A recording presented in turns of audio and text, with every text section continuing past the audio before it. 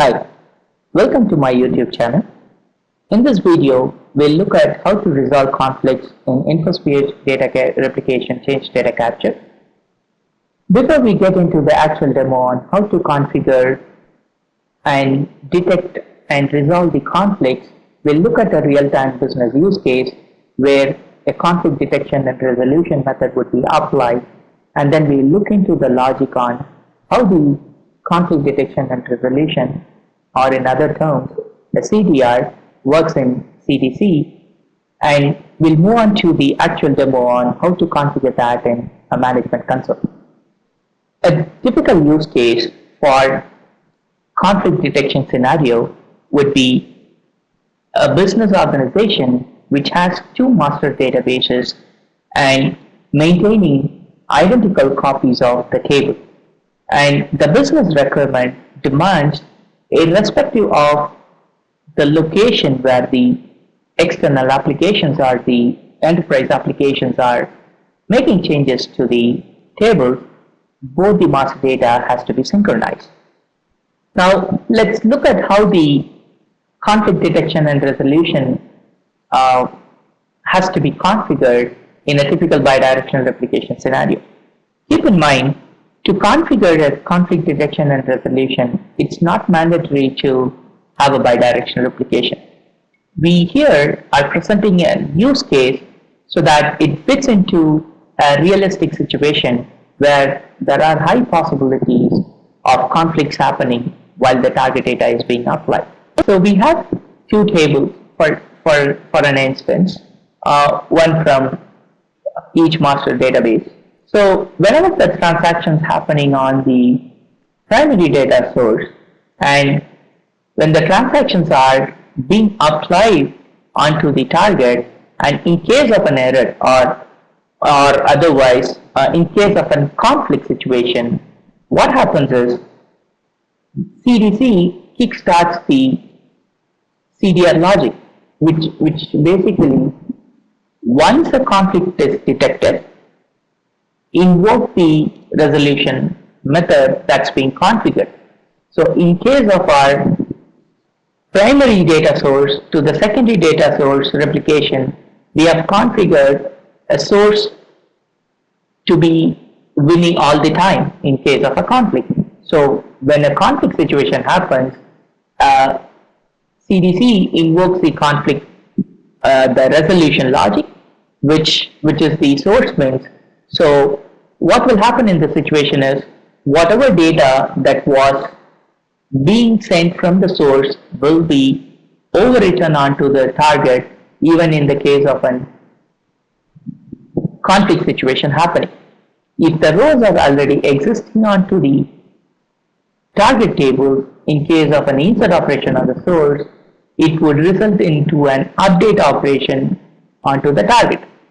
In case of an update operation, and if the update operation or the appropriate record is not available on the target, then the update operation would be converted into an insert operation onto the target database. So in a net logic, the end result of a conflict detection and resolution feature and an adaptive apply feature works the same. The fundamental difference between an adaptive apply and a conflict detection and resolution method is that in case of an adaptive apply, every record is selected to validate if there is a conflict situation happening, and then if there is a conflict situation happening, the adaptive apply logic will be applied onto the target table. But in case of a CDR, or the conflict detection and resolution method, the target table receives all the data without selecting or checking for a conflict when it is being applied. It's only when if there is an error situation because of applying the table records onto the target, only at that moment the CDR logic is invoked. So in a typical environment, when there are situations of a conflict happening, but there are very less number of conflict situations, then using CDR over adaptive apply will give you a higher performance benefit for the simple reason that CDR logic is invoked only after an apply error is happening, where an adaptive apply, irrespective of a conflict situation happening or not, selects the record, validates for a conflict, and then applies, though it may not result in a conflict. So this is one of the primary points to keep in mind when you want to choose between adaptive apply and a conflict detection and a resolution. In most of the cases, CDR method is the most optimized or would give you higher performance benefit when you want to handle replication of unsynchronized source and target tables. So there are certain limitations when using a CDR. So some of the limitations are when a conflict cannot be detected when a column values are being populated by a derived expression, or a column value is being derived from a journal control field, or a column is not populated by a value. So in these situations, CDC cannot handle or detect a conflict and act upon it. Also, another point to keep in mind is that in case of a conflict detection and resolution, all the conflict situations are logged on to the CDC metadata in tables for future audits. So users have the privilege to look into or auditing the list of records that came under the conflict situation, and what was the time the conflict happened, how many conflicts happened for a given time, which was the source and which was the target, what was the source image and what was the target image at the time of a conflict, so that it helps the customers or it helps the users to analyze the number of conflicts arising in that environment and try to minimize the conflict by making changes to their business logic. So this is another added advantage of a conflict detection resolution method over an adaptive apply type of configuration. Now let's move into the actual demo of how to configure a CDR, and we look at some real-time examples by inserting few values onto the source and target tables and see how the conflict detection and resolution happens in CDC. So here I have created a couple of tables. So CDC source.product is a product table on the master data source, which is a primary data source, and CDC target.product is a table of the similar structure on the secondary data source. And I've listed in order to create the conflicts, I have pre-inserted certain rows onto both CDC source product table and CDC target product table. So if you look at the source table, I have 4 records created, and if you look at the target product table, it has 3 records. And if you look at the common record between the source product table and the target product table, it carries a product ID of 104, and there are certain columns which actually differs, though the product ID matches. So if you look at the source product table, we have a quantity of 200, and if you look at the target product table, we have a quantity of 99. So apart from that, there are no common records between the source product table and the target product table. Now let's go ahead and create a standard mapping between uh, between the source product table and the target product table. I'll create a new subscription and let's name it as CDR sub 1. In our first subscription, we'll have the demo source as a source and the demo target as a target. Okay, so let's go ahead and start creating the mapping. So I have created, let's choose the mapping type as a standard mapping type.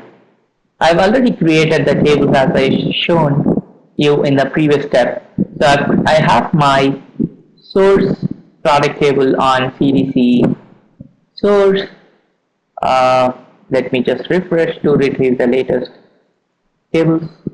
So I'm selecting the product table from CDC source schema and map to an existing target table. Though since I've already created the target tables, I'll choose an existing target table. You can either choose an existing table or you can choose to create a newer target table from the management console.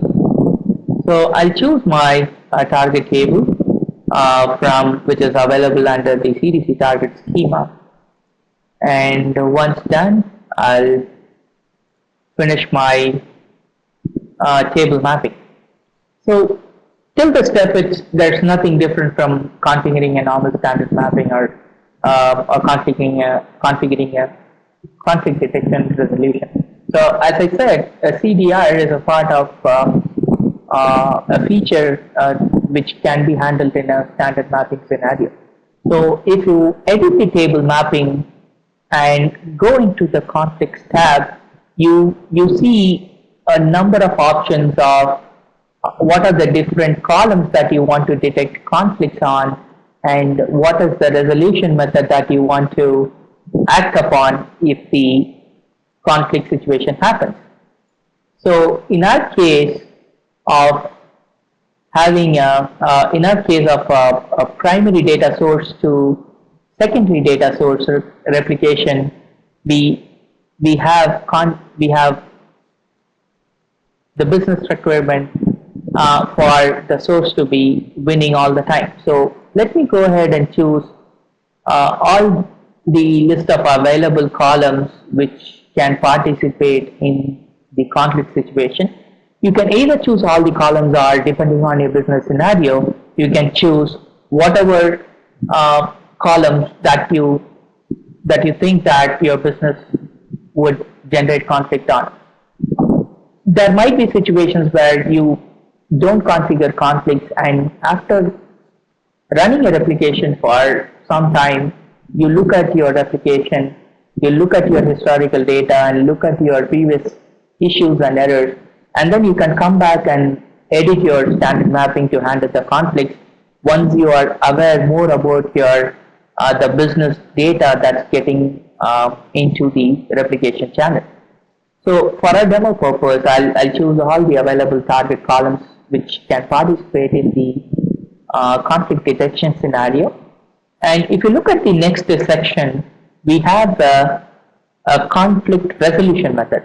Okay, so we have detected a conflict. Once a conflict has happened, what we want to do.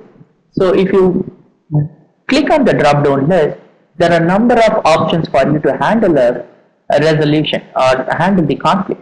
So either the source wins or the target wins. The largest value wins and the smallest value wins are basically based on a numeric value of a product, numeric value of a replication table. So in our demo, we will just look at a conflict detection resolution method of source or the target wins. In the future demos, we will look at how to configure largest value wins and smallest value wins.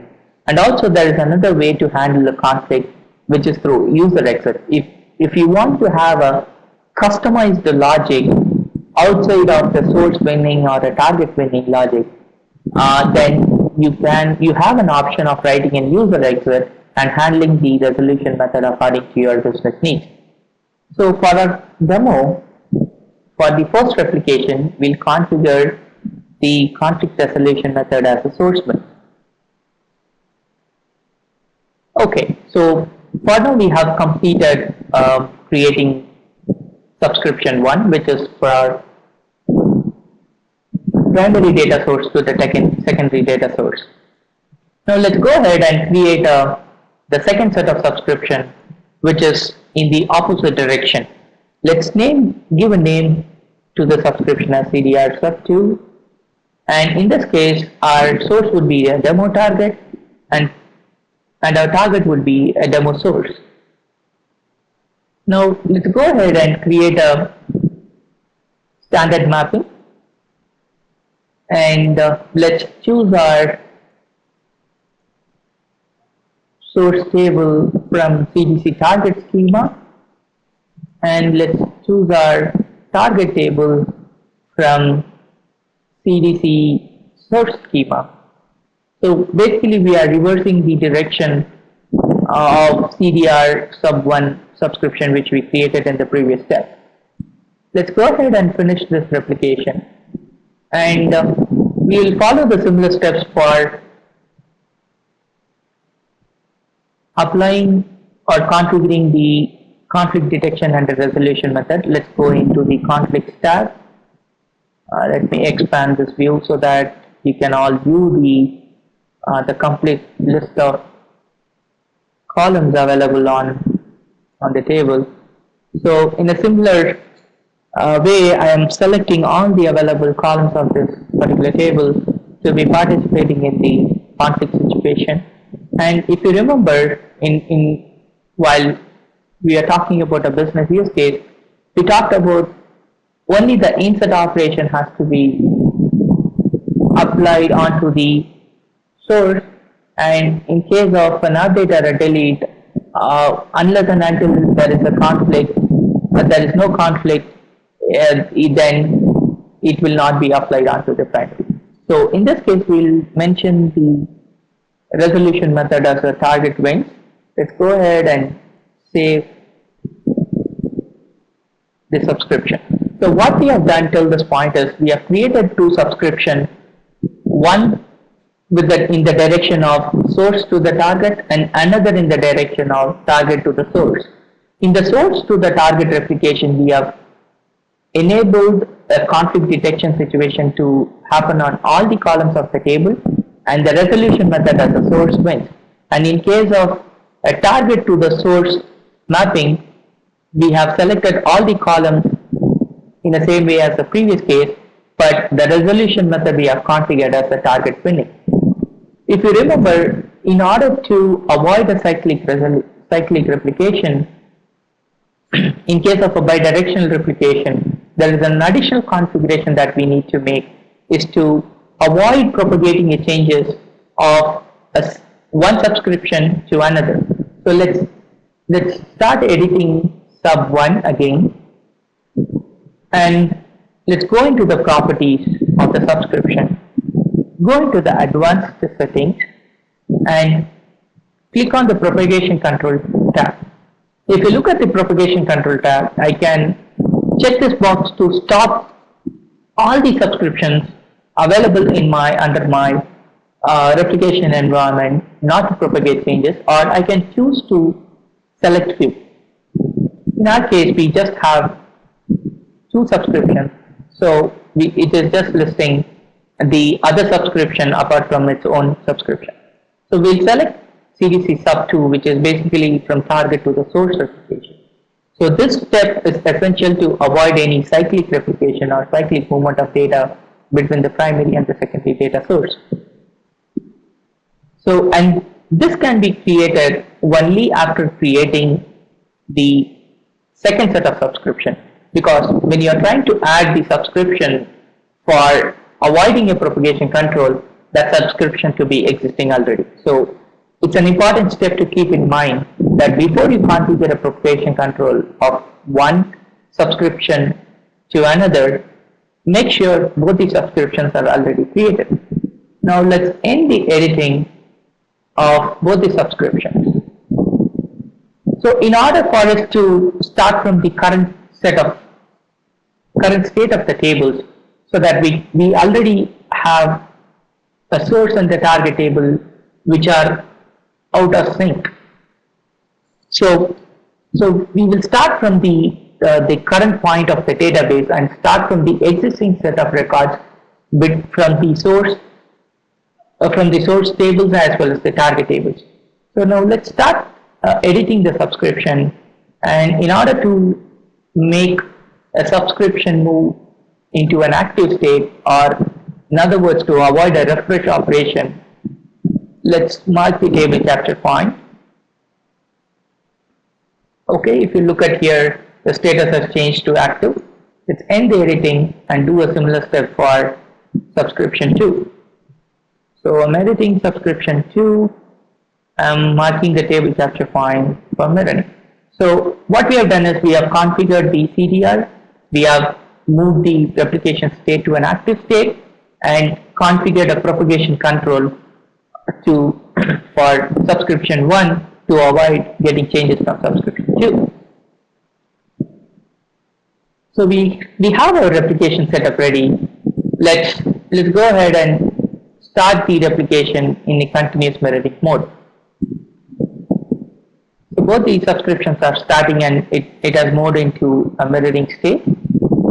So now let me just refresh both the subscriptions just to make sure things are working fine and to retrieve all the latest log. Now let's go back to the SQL prompt. So if you look at the source and target tables, we have 4 records at the CDC source product table and 3 records in CDC target product table. The only common record between the CDC source product table and CDC target product table is record number 104, except for the quantity columns. The remaining columns are having the same value. So let's go ahead and start generating some transactions onto the CDC source product table first. I'm going to update a particular record on the source whose product ID is 100 with the quantity as 99. Okay, there are some issues with my statement. Update CDC source product set quantity as 99 where the ID equal to 100. Okay, so let's commit this transaction. Now let's query the source product table to make sure our update is reflected, and let's query the product table on the target as well to make sure our product table has received the necessary changes.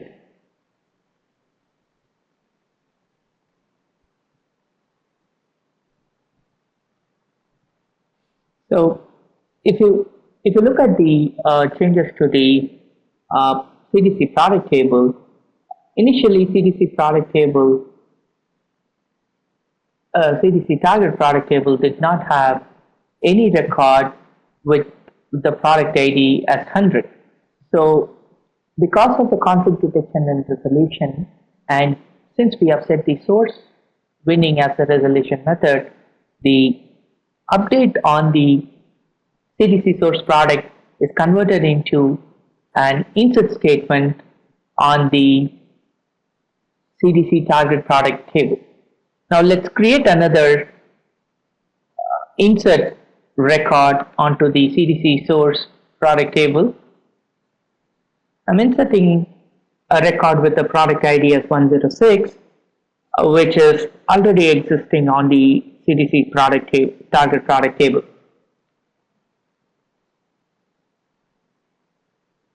Okay.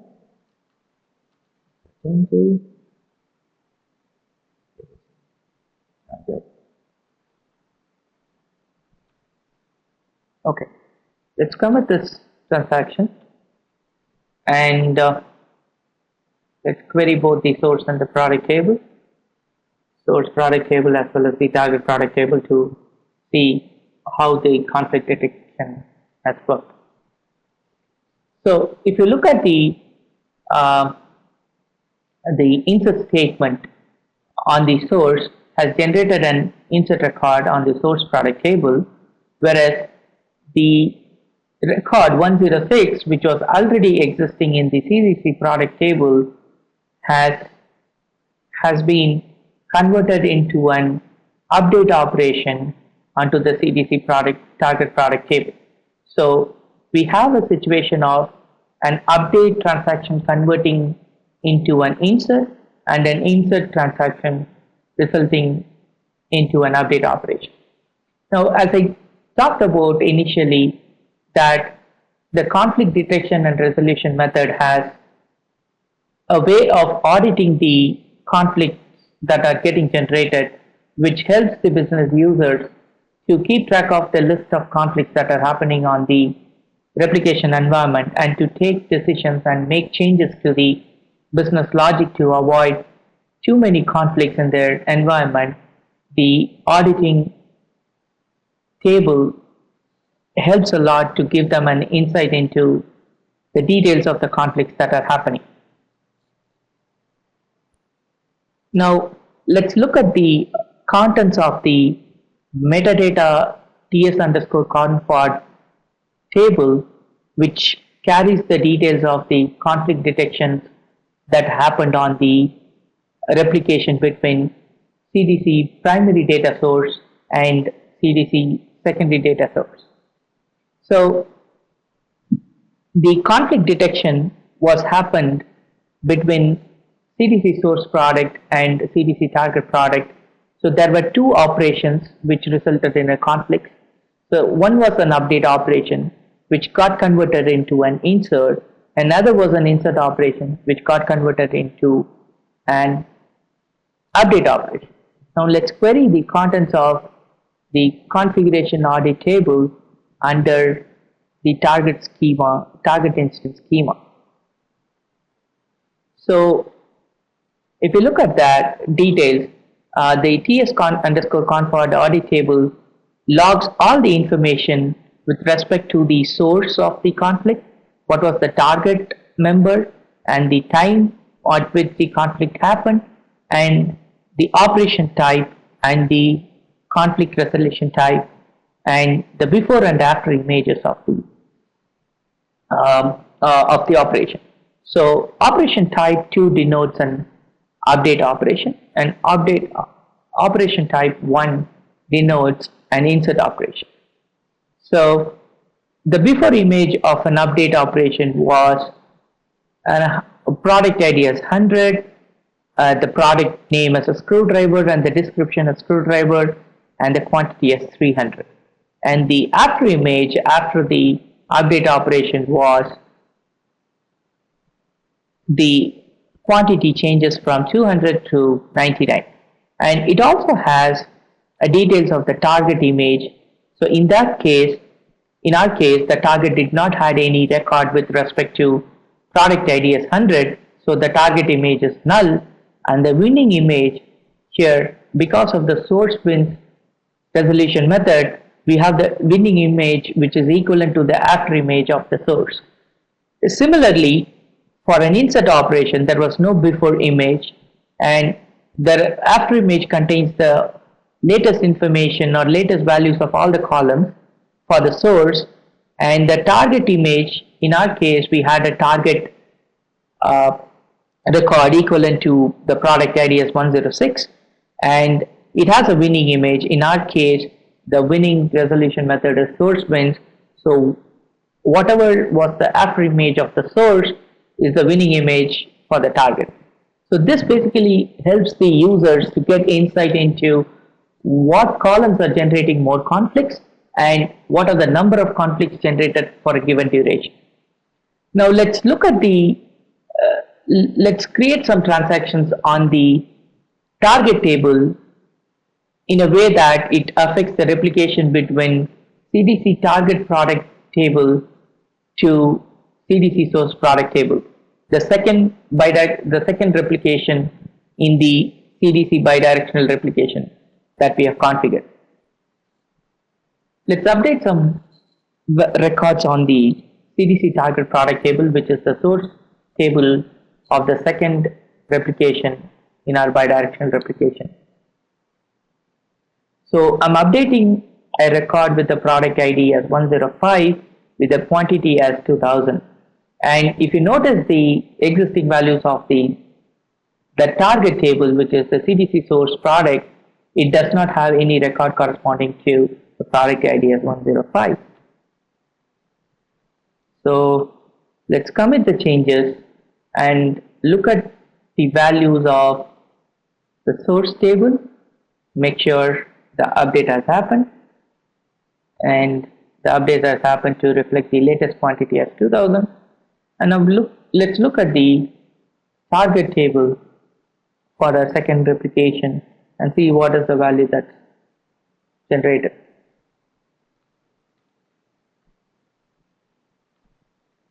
Now, what happens in this case is we have configured the resolution method as the target wins.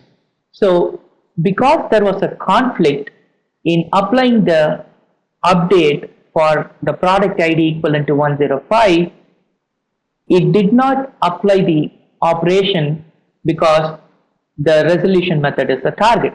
If it had been the source wins, then the update operation would have been converted into an insert operation, as in the case of the previous replication.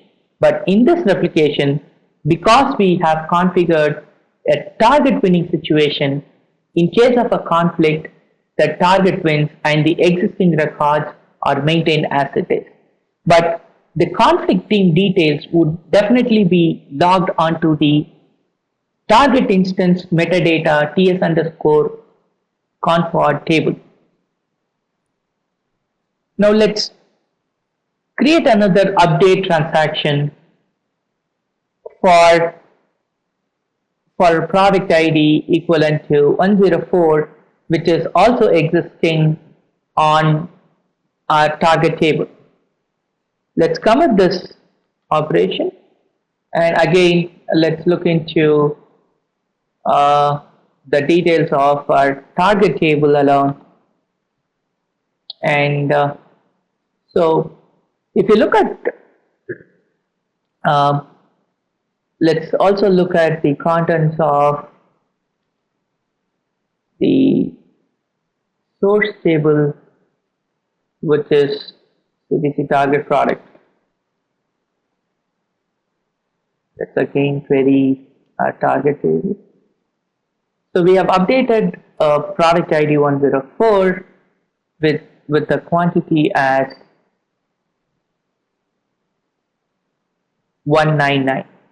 So if you look at the source, which is the CDC target product table, the quantity is updated, whereas the quantity is not updated on the CDC source product table. Let's just give it some time.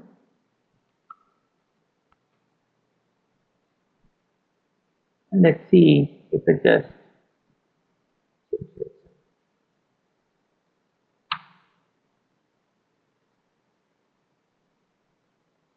okay. So because the target situation is winning here, the update operation has not applied onto the CDC source product table. Now let's look into some of the contents of the metadata table for our second subscription of bidirectional replication. So we are here in the SQL Explorer. So the metadata instance metadata for our CDC source instance, which is the target in the second replication is under CDC metadata schema. Now let's query and see what are the contents of our metadata conflict detection auditing table. So if you look at the before and after images, let's go one by one. The operation type 1 denotes an insert operation. So there was an insert operation, and the insert was for a record of 100, and the target image had 100, but the quantity was same, and the winning image was the target image because the target wins. So always in the target winning situation, the winning image would be equivalent to the target image. So now let's look at the second entry, which is an operation type of an update. The before image of the source had a quantity of 20, whereas the after image was 2000, and the target did not had any records corresponding to it, and the winning image is equivalent to the target image because of the source, because of the target winning situation. And again, there was a second update operation happening, and the before image had the quantity as 99, after image of the source was 199, but the target image and the before image of the source did not match, and hence it has resulted in a conflicting situation, and hence the target image is retained onto the winning image, and hence the records are not changed because the before image of the source and the current image of the target did not match and resulted in a conflict. So this concludes our demo on the conflict detection and resolution method configuration and how to handle conflict in InfoSphere change data capture.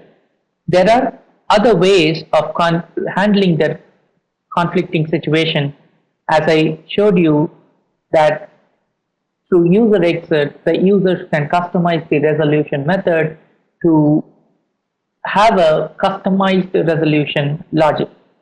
So in the upcoming videos, I'll show you about how to configure an user exit to handle a customized resolution logic in case of a conflict detection and resolution scenario. And there is another important point that I would like to make here is the auditing table which receives the data for all the conflicting records has to be cleaned manually by the user once their use is no longer required. So it is up to the business user to periodically clean this auditing table once in a while and make sure it doesn't grow too large and creates an issue for the CDC to work smoothly. I hope you enjoyed this video. Thank you everyone.